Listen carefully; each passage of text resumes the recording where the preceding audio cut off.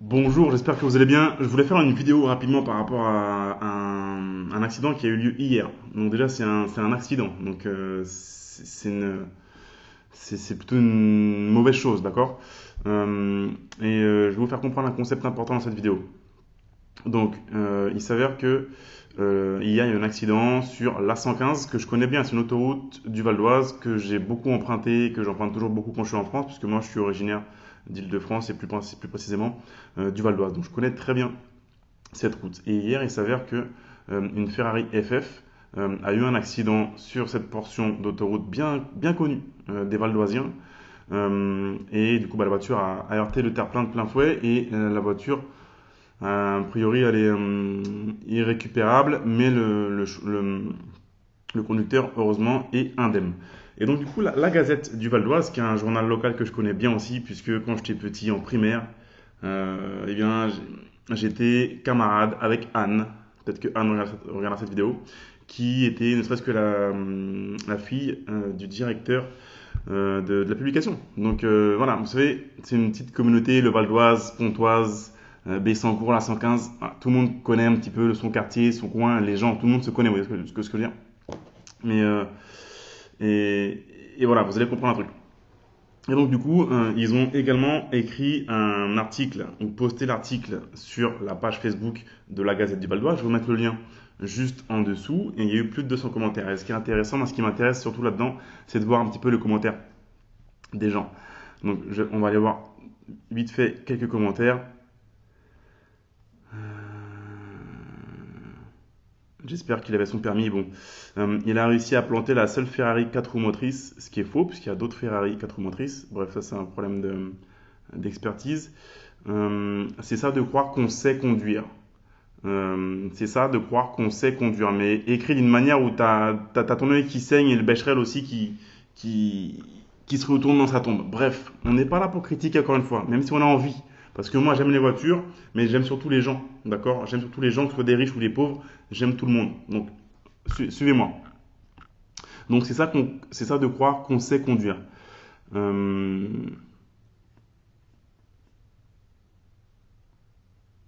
Mon jardinier a encore pris ma voiture sans mon autorisation dur.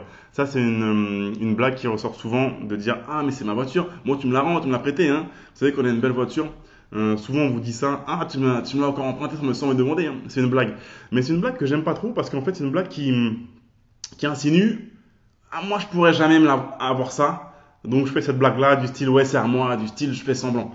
Souvent, quand on fait des blagues, il y a des parts de vérité. Donc, ne faites pas cette blague-là parce que si vous voulez avoir ce genre de voiture, travaillez pour, d'accord. Mais quand vous dites ça, ça induit que vous savez que vous n'aurez jamais ça, ou que c'est pas pour vous, c'est pour les autres ou autre. Vous voyez ce que je veux dire? Vous verrez que cette blague-là ressort souvent dans les commentaires. Juste en dessous d'ailleurs. Isabelle qui dit à Pierre, je savais que je devais pas te prêter ma voiture.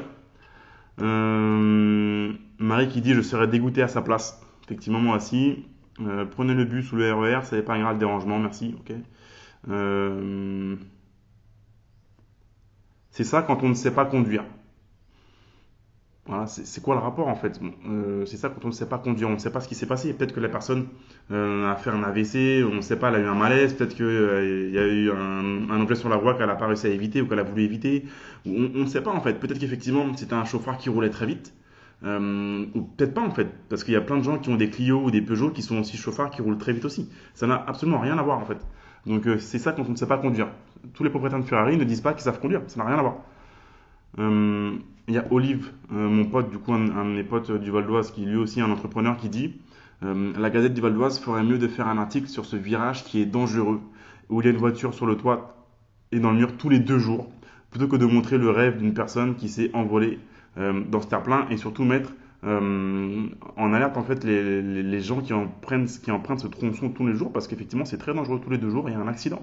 Mais par contre, quand c'est la Ferrari, on va le montrer. Quand c'est une voiture lambda, on ne le montre pas. Alors que la veille, il me semble qu'il y avait eu un accident avec 2 camionnettes sur cette même portion. Là, on n'en a pas parlé. Ça aurait moins fait vendre de papier, de torchon. Vous voyez ce que je veux dire? Euh, Voilà, il y a Stéphanie qui dit et un de plus sur cette route. Ça arrive tous les 2 jours, tous les jours. Il y en a un qui dit la puissance sans maîtrise n'est rien. Ça fera peut-être réfléchir les pseudo-pilotes fous sur nos routes.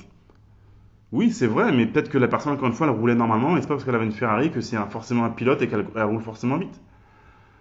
Hmm,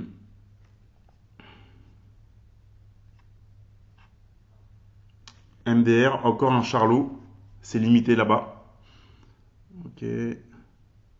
Pas de blessés, c'est le plus principal. Merci Chantal. C'est bien beau d'avoir une Ferrari, mais faut-il savoir la conduire encore? Je vois pas le rapport. L'essentiel, c'est que le conducteur se porte bien. Le reste n'a qu'une valeur, c'était que du matériel. Tout à fait, Laetitia. Séverine qui refait la fameuse blague papadap, je t'avais bien dit de ne pas prendre ma voiture aujourd'hui. Voilà.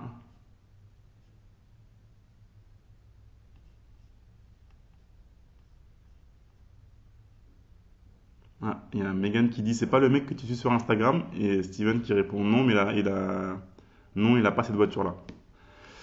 Euh, Oh la honte, même pas capable de conduire une Ferrari, une trottinette pour monsieur et pas électrique bien sûr.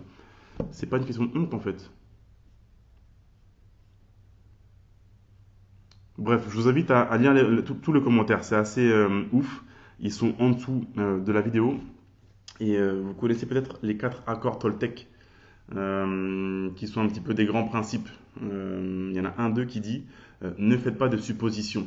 Donc c'est pour ça que moi je m'efforce là à pas juger, à essayer de pas juger ces gens-là qui sont un peu critiques par rapport aux accords Toltec, mais on sait pas, je ne sais pas ce qui se passe dans leur vie, je ne sais pas pourquoi ils réagissent comme ça ou autre. Moi, ce que je dis, c'est que voilà, c'est un accident, ça peut être grave, c'est dangereux. Heureusement, le conducteur il est indemne, mais que ce soit un mec en Clio ou en Lamborghini, Ferrari ou un Peugeot, on s'en fout en fait, ça reste un accident. Donc il faut, voilà, il faut regarder la santé des gens, c'est le plus important. Mais ce que je veux faire comprendre par là, c'est que on voit clairement avec cet article et ce qui se passe là, le mindset un petit peu cassé des Français. En général, encore une fois, pas pour viser quelques personnes en particulier, mais c'est en général. Vous savez, depuis qu'il y a eu la Révolution française, je pense qu'il s'est passé un truc dans la tête des gens. L'argent est tabou en France. C'est le pays au monde où l'argent est le plus tabou. Il y a un genre de haine des riches et de l'argent. Et là, on voit même quand ça peut quand ça peut parler de la santé des gens et de la vie même des gens, eh bien, le fait de haïr le riche et Ferrari et haïr le succès, ça prend même le dessus. On est là à faire des blagues. Ah, mais il a qu'à apprendre à conduire, c'est parce qu'il sait pas conduire, il s'est pris pour un pilote. Avant même de savoir si le pilote ou le chauffeur ou le conducteur va bien ou autre. D'accord? Donc, encore une fois, que ce soit une Clio ou une Ferrari, c'est un accident. Et c'est ça qu'il faut regarder avant tout, avant de vouloir critiquer le mec parce qu'il a, ou la fille, parce qu'il a de l'argent, parce qu'il a eu du succès. On ne sait pas comment on en est arrivé là, d'accord? Peut-être qu'il a travaillé dur, peut-être qu'effectivement c'est son rêve, peut-être que le mec il a bossé, ou la fille il a bossé 80 heures par semaine pendant 10 ans, mais ça on le voit pas, on le montre pas, d'accord? Donc, encore une fois, le journaliste a rédigé cet article, c'est très bien que c'est une route où il y a des accidents tous les jours, mais si il expliquait qu'effectivement la veille, il y a eu deux berlingots qui se sont tabassés dans ce mur-là, ça fait pas vendre. Par contre, si c'est une Ferrari, oui, là, ça va faire vendre, ça va faire partager, et on va vendre du torchon. Moi, j'ai déjà failli planter ma première Ferrari, c'était il y a 2 ans, je crois. J'étais au niveau un petit peu au-dessus de Lyon, région lyonnaise, vers Brest. Et je roulais tout à fait tranquillement. J'étais à 100 km/h, il pleuvait comme never. Vraiment, il pleuvait. Et je roulais à 100 km/h sur l'autoroute. Et c'était une Ferrari 488 que j'ai revendue d'ici là, depuis là. Et je roulais vraiment à 100 km/h. D'un coup, la voiture allait partir en aquaplaning. Elle s'est retrouvée sur l'autoroute, vraiment de travers comme ça. J'étais comme ça. Et là, j'ai eu le palpitant. Je fais, là, c'est mort, la voiture. La voiture, allez, là, c'est fini. Je vais taper le terre-plein. Le terre-plein était vraiment, honnêtement, à 40-50 cm de la voiture. Et j'ai tout lâché, en fait. J'ai tout lâché. J'ai laissé la voiture travailler. Et je me dis, de toute façon, la voiture, là, c'est mal engagé, c'est mal barré. Et comme j'étais en mode wet sur le Manettino, vous savez, sur le volant Ferrari, en mode wet, et non pas en CT off, là, je pense que je serais parti dans le terre-plein. La voiture s'est remise droite toute seule. Pas parce que je suis un pilote, c'est le châssis de la voiture qui est comme ça. C'est des voitures d'exception. La voiture s'est remise droite toute seule, j'ai pas compris. Et après, je roulais à 30 km/h en rentrant jusqu'à Cergy-Pontoise, tellement et ça tombait, c'était incroyable. Et c'est pas parce que je roulais vite que j'ai failli avoir un accident. Et c'est pas parce que je suis un pilote que je l'ai reprise. Non, la voiture s'est reprise toute seule. C'est la voiture qui a travaillé. C'est la voiture qui est faite comme ça. C'est une voiture voilà, c'est une voiture avec un châssis de ouf, machin, elle s'est reprise. Et je roulais pas forcément vite, j'ai failli la planter. Pas parce que je roulais vite, je roulais à 10 km/h en dessous de la limite. D'accord? Donc, vous voyez ce que je veux dire? Ça peut arriver à tout le monde. Et ça peut arriver à tout le monde. Ce qu'il faut comprendre, c'est la différence entre actif et passif. La voiture, on a vu la Ferrari FF, c'est malheureusement un passif qui va maintenir une certaine valeur, certes, mais puisque c'est un V12 atmosphérique à l'avant, ça fait de plus en plus rare, ça va maintenir une valeur, certes, mais ça reste quand même un passif dans le sens où ça ne vous rapporte pas d'argent chaque, chaque mois. Il y a beaucoup de personnes, en fait, comment j'ai découvert ça? Ils m'ont envoyé cet article-là parce que j'ai acheté une Ferrari qui ressemble beaucoup à la Ferrari FF. C'est la Ferrari GTC4 Lusso, même couleur en plus grise, donc il y a des gens qui ont dû croire que c'était moi. Mais non, ce n'était pas moi.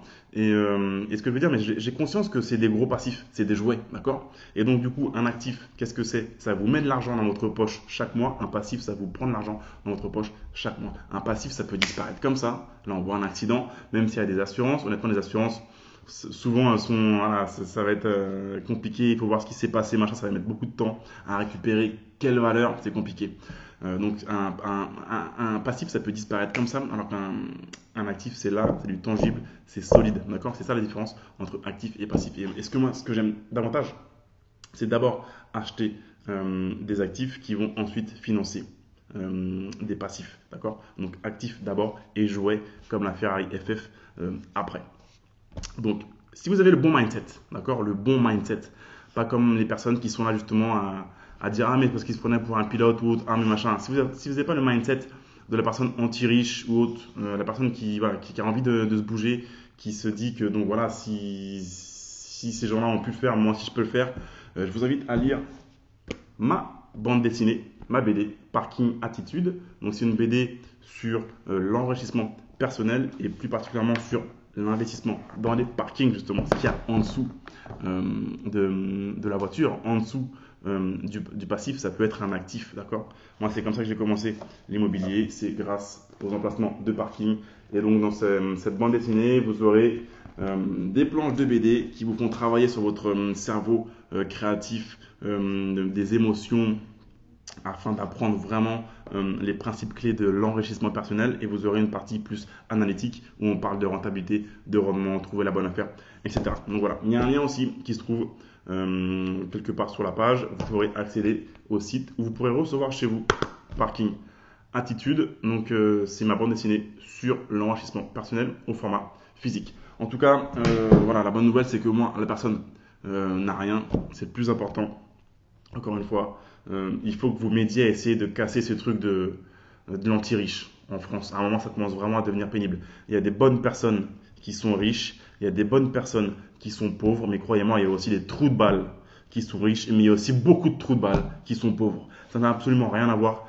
L'argent ne fait que révéler la personne que vous êtes déjà. Quand vous n'avez pas beaucoup d'argent, quand tu es un connard dans ton coin, tu restes un connard dans ton coin. Tu n'as pas de puissance, tu n'as pas d'argent. Par contre, quand tu es un connard et que tu as de l'argent, là, c'est chiant parce qu'effectivement, tu peux avoir beaucoup d'impact sur les gens négativement parce que tu es un vrai connard. Et je m'en fous de dire ça parce que YouTube ne me paye pas. Hein. Il n'y a pas de pub sur la vidéo, là, d'accord? YouTube ne me paye pas. C'est moi qui paye YouTube pour annoncer et faire de la promotion sur YouTube. Donc, je dis ce que j'ai à dire sur YouTube. Encore une fois, pensez à checker ma bande dessinée Parking Attitude pour acheter des actifs d'abord qui financeront les jouets, les passifs après. Merci d'avoir regardé cette vidéo et je vous dis à très bientôt.